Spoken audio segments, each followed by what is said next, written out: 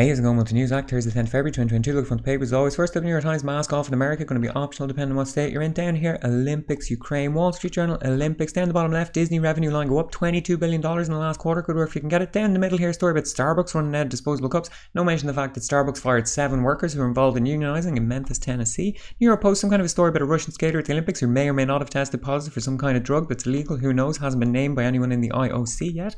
Daily News, mask off in America. Grandma from Cuba, there's President of Cuba, Miguel Diaz-Canel Bermudez, meeting with the President of the Communist Party of Spain, Jose Luis Centella Gomez. Down the bottom quote from Fidel, there is nothing that is asked of college students that is not resolved.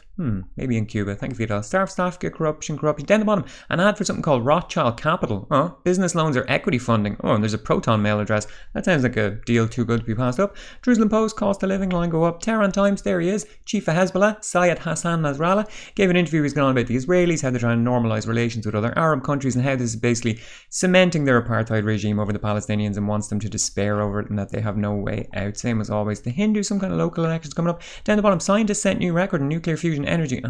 So people who've been working on nuclear fusion since the 90s or since the 70s, I don't know. But in 1997, they generated X amount of power and now they've generated 2X. So we've doubled it in 25 years or something. I guess that means we'll have nuclear fusion by 2100 maybe.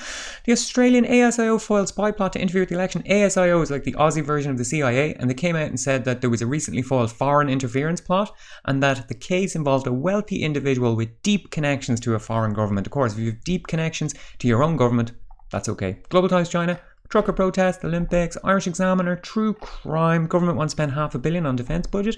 Irish Times, some kind of a feature about a mansion that's on sale for €5.5 million, might buy that later.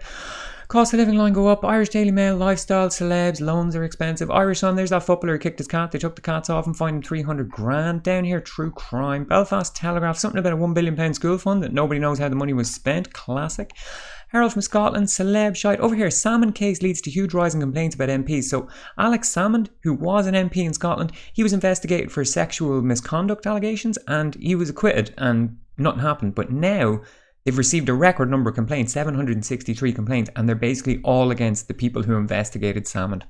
Financial Times, mask off in Britain as well, 2 more weeks, no restrictions at all, let's go. Down the bottom, nuclear fusion story, The Guardian, COVID rules going out the window, true crime, Boris Partygate, The Times Partygate, there's Liz Truss in Moscow, looking well.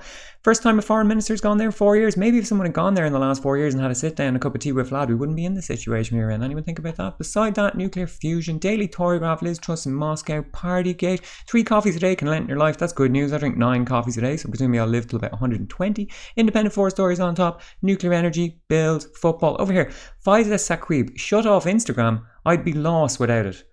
Log off. Go outside. Underneath that, Boris, end of COVID rules. Daily Express, human interest, freedom. Let's get back to normal and enjoy a brighter future. Yes, let's get back to the pre-pandemic normal where everything was fine and humans lived in harmony with nature and we had no worries at all. Daily Mail, as a betrayed wife, I was on Team Diana. So why have I forgiven Camilla?